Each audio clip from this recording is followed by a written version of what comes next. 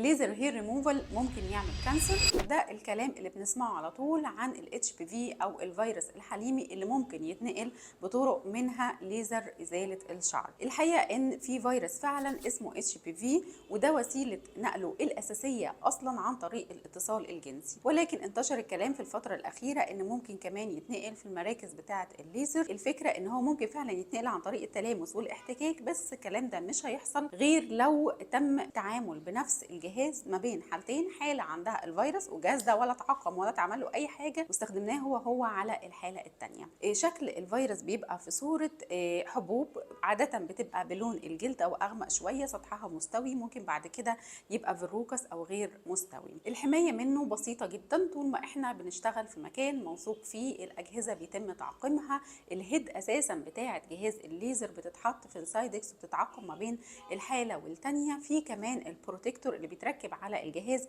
وبيمنع الاحتكاك المباشر. كل دي وسائل للحمايه واكيد هتمنع حدوث حاجه زي كده.